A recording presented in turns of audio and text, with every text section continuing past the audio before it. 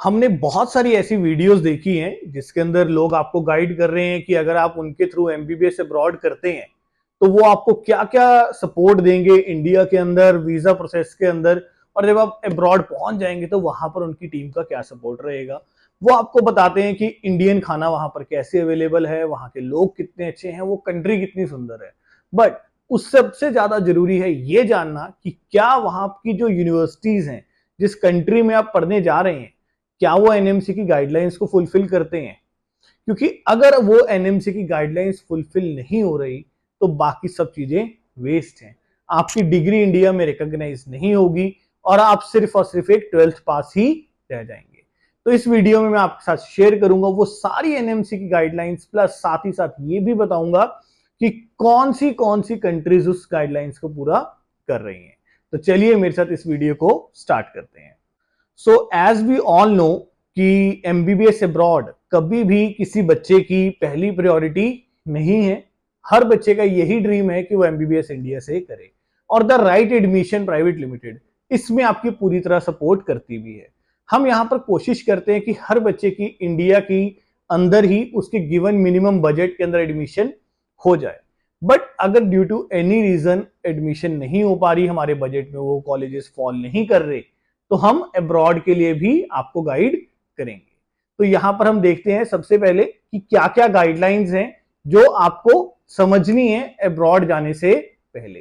तो सबसे पहले वो ये कहते हैं कि नीट क्वालिफाइड होना जरूरी है।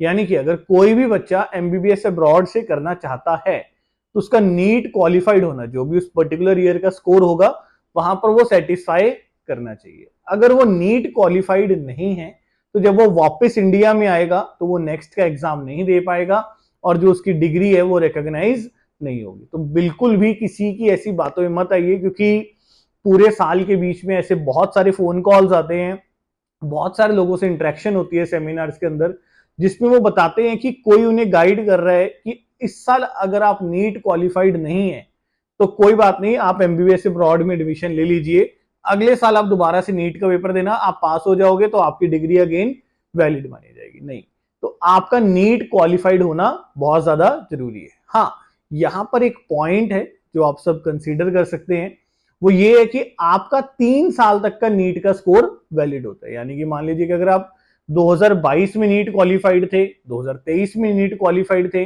या आप 2024 में नीट क्वालिफाइड हो जाएंगे, तो आपका ये जो स्कोर है आप एमबीबीएस अब्रॉड के लिए यूज कर सकते हैं। 22 का भी, 23 का भी, और इस साल 24 का तो है ही है। तो नीट क्वालिफाइड होना इज वेरी मच इंपॉर्टेंट। उसके बिना आप कहीं पर भी एमबीबीएस नहीं कर सकते, ना ही इंडिया में ना ही अब्रॉड में। उसके बाद हमारा अगला इंपॉर्टेंट पॉइंट वो ये है कि ड्यूरेशन। तो एनएमसी का ये कहना है कि मिनिमम ड्यूरेशन ऑफ एकेडमिक्स, आपकी पढ़ाई की जो ड्यूरेशन है मिनिमम, वो होनी चाहिए 54 मंथ्स। तो मोटा मोटा 4.5 साल तो मिनिमम होना ही चाहिए। उससे ज्यादा है कोई प्रॉब्लम नहीं है, बट उससे कम नहीं होना चाहिए आपका एकेडमिक ड्यूरेशन। तो 54 मंथ्स की आपकी मिनिमम ड्यूरेशन होनी चाहिए। तो इस केस में रशिया जो है वो कंप्लीटली इसको फुलफिल कर देता है। कजाकिस्तान, किर्गिस्तान, उज्बेकिस्तान, ये कंट्रीज भी इसको फुलफिल करने लग गई हैं। क्यों? क्योंकि उन्होंने अपने इस कोर्स में specifically for the Indian students +1 year add कर दिया। तो यानी कि जो भी उनका कोर्स था कजाकिस्तान का, किर्गिस्तान का, उज्बेकिस्तान का, उन्होंने इसके अंदर एक एक साल और ऐड कर दिया, तो जो कि मोस्ट पॉपुलर कंट्रीज हैं अब्रॉड जाने के लिए। तो ड्यूरेशन पॉइंट ऑफ व्यू से आप यहां पर कहीं पर भी जाइए, आपको कोई भी ऐसी प्रॉब्लम नहीं आएगी। उसके बाद अगला पॉइंट है इंटर्नशिप का। तो इंटर्नशिप के ऊपर अगर हम चाहें तो एक सेपरेट वीडियो भी बना सकते हैं, बहुत बड़ा पॉइंट है, बट मैं इसको शॉर्ट रखूंगा आपके लिए और कोशिश करूंगा कि आपको सारी बात समझ आ भी जाए। तो इंटर्नशिप के लिए वो कहते हैं कि आपकी 54 मंथ्स के अलावा, यानी कि जब आपके 54 मंथ्स ऑफ एकेडमिक्स कंप्लीट हो जाए, उसके अलावा आपकी 12 मंथ्स की एक कंपलसरी इंटर्नशिप भी होनी चाहिए। यानी कि आपका जो टोटल ड्यूरेशन ऑफ कोर्स है 54 months of academics plus 1 year, या आप कह लीजिए 12 मंथ्स आपके कंप्लीट इंटर्नशिप के ही होने चाहिए। तो 12 मंथ्स की इंटर्नशिप आपकी होनी चाहिए। अब इस इंटर्नशिप के अंदर उन्होंने कुछ एक्स्ट्रा क्लॉज भी ऐड करे हैं। वो एक्स्ट्रा क्लॉज क्या है? वो कहते हैं कि ये जो इंटर्नशिप है ये आपकी सेम ही कॉलेज के अंदर होनी चाहिए, यानी कि जिस कॉलेज में आपने पढ़ाई करी है उसी कॉलेज के हॉस्पिटल में ही आपकी इंटर्नशिप होनी चाहिए। ऐसा ना हो कि आपकी पढ़ाई किसी और कॉलेज से हो रही है, इंटर्नशिप किसी और कॉलेज से हो रही है, तो वो इस चीज को एक्सेप्ट नहीं करेंगे। आपकी इंटर्नशिप सेम कॉलेज के अंदर ही होनी चाहिए। फिर वो ये कहते हैं कि आपका जो इंटर्नशिप का स्ट्रक्चर है that should be similar to the structure in India. तो ये दो तीन कंडीशंस आपको सेटिस्फाई करनी है अगर आप इंटर्नशिप वाले पॉइंट को समझ रहे हैं। तो इसके अंदर कंफ्यूजन क्या है? अब इसके ऊपर कहीं पर भी एनएमसी ने गाइडलाइन नहीं दी हुई कि कौन सी ऐसी यूनिवर्सिटीज हैं, कौन सी ऐसी कंट्रीज हैं जो इसकी इंटर्नशिप के पॉइंट्स को क्लैरिफाई करती हो। तो यहां पर ऑब्वियसली आपको एक परफेक्ट कंसल्टेंट की जरूरत है जो आपको प्रॉपरली गाइड कर सके। तो हम आपको वो सारी यूनिवर्सिटीज में गाइड करेंगे जहां पर ये इंटर्नशिप वाला पैरामीटर भी फुलफिल होता हो। क्योंकि अगर आप कोई भी ऐसे यूनिवर्सिटी चूज करते हैं ये सोचकर कि यहाँ पर तो जी हमारी सिटी के कुछ बच्चे पढ़ते हैं या मेरे सीनियर्स पढ़ते हैं या मेरे फ्रेंड्स यहाँ पर पढ़ते हैं, तो वो आपका एक सही पैरामीटर नहीं है। आपका सही पैरामीटर होना चाहिए ये देखना कि क्या आपकी सारी गाइडलाइंस पूरी हो रही है या नहीं। तो आप जब भी किसी कंसल्टेंट को हायर करेंगे इस प्रोसेस के अंदर तो वो आपके लिए आंसरेबल है टुवर्ड्स दिस क्वेश्चंस। तो आप एक कंसल्टेंट के ऊपर प्रॉपरली रिसर्च करके उनके बारे में प्रॉपरली जानकर देन आप आगे बढ़िए। ऐसे ही नहीं कि आपको कोई सस्ता दे रहा है, आपके कहीं पर 50,000 20,000 अमाउंट बच रही है तो आप उस वजह से कहीं पर पार्टिसिपेट कर लें। तो आपको इस चीज का बहुत ज्यादा ध्यान रखना है कि किसी भी पुअर कॉलेज में या कहीं पर कोई ये चीजें ना पूरी हो रही हो आप वहां पर चले जाएं। फिर हम अगली बात करते हैं मीडियम ऑफ इंस्ट्रक्शन। तो ये पॉइंट बहुत ज्यादा सिंपल है to read but to understand उतना ही ज्यादा कॉम्प्लेक्स भी है। तो यहां पर अगर हम देखते हैं कि मीडियम ऑफ इंस्ट्रक्शन में वो कह रहे हैं कि आपका जो कोर्स का मीडियम होना चाहिए दैट शुड बी इंग्लिश। तो मोस्टली आप जब किसी यूनिवर्सिटी में जाएंगे तो आपको सारे लोग यही कहेंगे, सारे कंसल्टेंट्स यही कहेंगे कि हाँ जी 100% इंग्लिश ही है जी, कोई प्रॉब्लम नहीं है, आप यहाँ पर बेफिक्र होके पढ़ लीजिए। बट एनएमसी को पता है कि जिन कंट्रीज के अंदर हम जा रहे हैं, लाइक जैसे रशिया जा रहे हैं, चाइना जा रहे हैं, कजाकिस्तान जा रहे हैं, किर्गिस्तान जा रहे हैं, उज्बेकिस्तान जा रहे हैं, ऐसी और भी कई कंट्रीज में जा रहे हैं, तो उनकी नेटिव लैंग्वेज भी इंग्लिश नहीं है और मोर ओवर ऑफिशियल लैंग्वेज भी इंग्लिश नहीं है। तो वहां पर ये बहुत प्रॉब्लम आती है। तो उनको पता है कि यहाँ पर इंग्लिश टीचर्स का मिल पाना भी बहुत ज्यादा मुश्किल है क्योंकि उन कंट्रीज में टीचर्स तो अवेलेबल हैं बट इतना हाई लेवल का कोर्स इंग्लिश में करवा पाए उसके लिए उनके पास सफिशिएंट टीम स्टाफ नहीं है। तो हम आपको ऐसी यूनिवर्सिटीज में लेकर जाते हैं जहां पर हमने पर्सनली ये चेक किया होता है कि हाँ यहाँ पर इंग्लिश मीडियम टीचर्स अवेलेबल हैं। कुछ यूनिवर्सिटीज के अंदर तो हम आपको इस तरह का टीचिंग स्टाफ प्रोवाइड करवा देते हैं जहां पर इंडियन टीचर्स ही गए होते हैं पढ़ाने के लिए, तो उन्होंने इंडियन टीचर्स को ही हायर किया होता है। तो जो इंग्लिश मीडियम वाला पॉइंट है वो सारा का सारा वहां पर रिजॉल्व हो जाता है। तो यहां पर अगेन आपको बहुत ही सोच समझकर किसी पे 100% बिलीव कर रहे हैं, आप अपने बच्चे का सारा करियर उनके हाथ में देने का सोच रहे हैं, तो ऑब्वियसली आपको प्रॉपर R&D करनी है। बिल्कुल एकदम ये औपचारिकता छोड़कर आपको बिल्कुल क्लियर कट होके ब्लंटली ये सारे सवाल पूछने हैं। जब तक उसका 100% आंसर ना मिले तब तक आप अपने बच्चे को बाहर मत भेजें। तो अब इसमें एक और पॉइंट जो मीडियम ऑफ इंस्ट्रक्शन है इसके अंदर एक और पॉइंट ये है कि वो आपको ये कह रहे हैं कि एनएमसी ने कह दिया कि आपको ये जो कंफर्म करना है कि कौन सी यूनिवर्सिटी इंग्लिश में पढ़ा रही है नहीं पढ़ा रही है हमें नहीं पता, उस कंट्री की जो एम्बेसी है आप वहां से कंफर्म करिए कि क्या वो यूनिवर्सिटीज इंग्लिश में पढ़ा रही हैं या नहीं पढ़ा रही हैं।